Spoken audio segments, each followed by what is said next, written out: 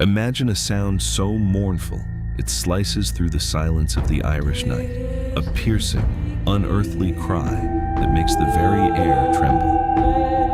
This is the Banshee, or Banshee, the woman of the fairy mound. Welcome to Misty Isle Myths. Growing up in rural Midwest Ireland, there was a sound that could silence a whole room. Not thunder, not a scream, something quieter than that, and somehow far more frightening.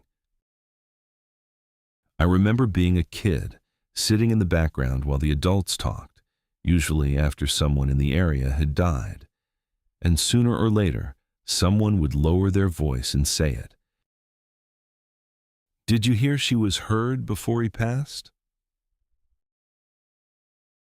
Sometimes it was a neighbor who claimed to have heard her. Sometimes, and this was the part that really got me, it was the dying person themselves who said they'd heard her days or even hours before the end. And once those words were spoken, that was it. In the minds of everyone in that room, the death wasn't just expected anymore. It was inevitable. I didn't fully understand it back then.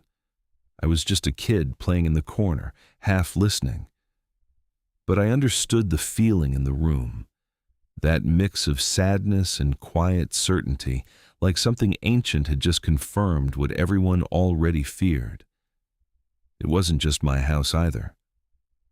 I'd talked to friends at school, and they had almost the exact same stories. Different families, different townlands, same figure, same warning, same sense of dread. If you're watching this and you grew up somewhere with your own version of this story, I want to hear it. Drop it in the comments below. I read everyone, and I guarantee you're not the only person who remembers hearing something like this growing up. So who, or what, is the Banshee, really? Where does she come from? What gives her the power to know when death is coming? And why has this legend survived for centuries, quietly passed down in kitchens and at firesides all across Ireland? Let's take a closer look. Contrary to modern horror stories, she is not a malevolent spirit or a cause of death. She is its harbinger. Her legend is deeply rooted in the 8th century keening tradition, where professional mourners were paid to sing sorrowful laments for the departed. Over centuries, these human mourners evolved into this supernatural messenger, a bridge between our world and the unknown. Rarely seen, she manifests in 3 forms: a radiant maiden, a stately matron, or a withered crone with eyes blood red from centuries of weeping. You might find her near ancient ruins or graveyards, combing her hair with a silver comb. A tool folklore warns you never to touch, lest she spirit you away. She is bound by destiny to ancient noble bloodlines, the O'Neills, O'Briens, and O'Connors, appearing only to announce that a member of the clan is about to cross over. She is the guardian of heritage, an eternal reminder of the inevitable cycle of life and the enduring bonds of family. If you hear her wail, do not run. Listen, for the Banshee does not bring death. She simply ensures you do not face it alone. Long before she was a fixture of modern ghost stories, the Banshee was a respected and feared reality in the heart of Gaelic culture. Her history is not merely one of hauntings, but is deeply rooted in medieval Irish customs that date back over a millennium. In 8th century Ireland, the grieving process relied on professional mourners known as keeners, or banshee. These women were paid to wail and sing sorrowful laments, called cuino, to honor the deceased. The most talented keeners were in high demand for the funerals of great leaders, as the louder the mourning, the greater the person was said to be.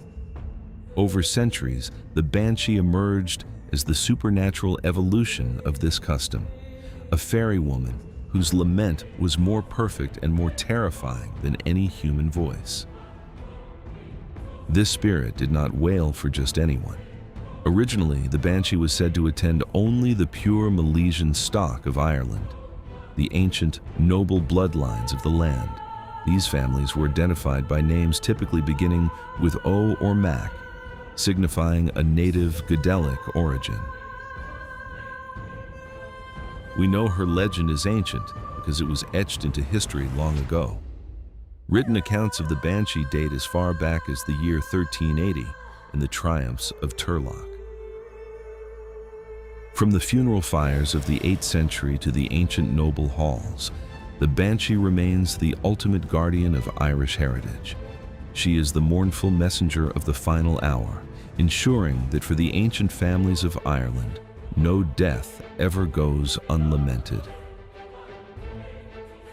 Though the Banshee's wail is famous, her physical form is rarely seen, and those who do catch a glimpse describe a spirit defined by duality. She is a shapeshifter, typically manifesting in one of 3 faces of fate. She may appear as a beautiful young maiden, her long streaming hair shimmering in shades of red, gold, or silver, draped in a silken gown. Or she may take the form of a stately matron, a figure radiating maturity and wisdom. But most often, she is seen as the old crone, a withered hag with a ghastly complexion and long silver hair, her eyes permanently red from centuries of weeping. She is sometimes wearing a gray or white hooded cloak, or even the burial shroud of the dead. In the most terrifying accounts, she sheds her human likeness entirely, appearing as a headless woman carrying a bowl of blood. Whatever her face, her appearance remains the ultimate signal that the veil between worlds has grown thin. The true power of the Banshee is not found in physical strength, but in her supernatural foreknowledge and the weight of her voice. Her most iconic feature is the piercing, unearthly cry known as the keen, a sound that acts as a bridge between the living and the dead. The nature of this sound is as varied as the Irish landscape itself. In Leinster, she is said to wail with such shrill intensity that her voice can shatter glass. Yet, travel south to Kerry, and you may hear something entirely different, a low, pleasant singing that carries a strange, haunting comfort. Her song is a solemn omen, serving as the first warning of a death even when the family member is dying far away. While she usually walks alone, if several banshees appear to wail in unison, it is a sign of immense significance, indicating the passing of someone great or holy.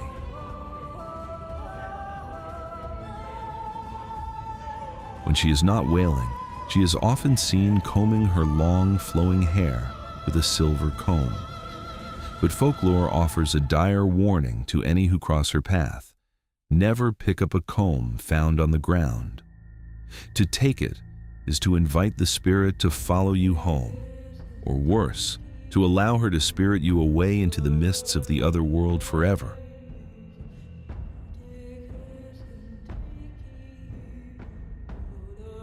The Banshee is usually found near ancient ruins, graveyards, fairy mounds, or desolate places like woods and bodies of water. In some areas, she appears as the washerwoman, seen at a river washing the blood-stained clothes of those destined to die. Manifestations almost always occur in the silence of the night, though very rare accounts place her at noon. Legend states that the Banshee is so bound to her bloodlines that she will follow families abroad, dogging their footsteps in other countries to maintain her mournful vigil. While she is a figure of fear, she also represents the importance of heritage and the inevitable, natural cycle of life and death. She is a guardian spirit whose cries remind the living to cherish the time they have with their loved ones. And that is the tale of the Banshee, one of Ireland's most haunting and enduring spirits. Thank you so much for joining me on this journey into the shadows of Irish folklore. If you enjoyed it, please do give this video a like. It really helps more people find this channel. And if you want to stay with me as we explore more legends from the mist, hit that subscribe button and come along for the ride. Now, I want to hear from you. Down in the comments, tell me which spirit, creature, or legend you'd like me to explore next. There's so many waiting in the darkness. I'll see you in the next one.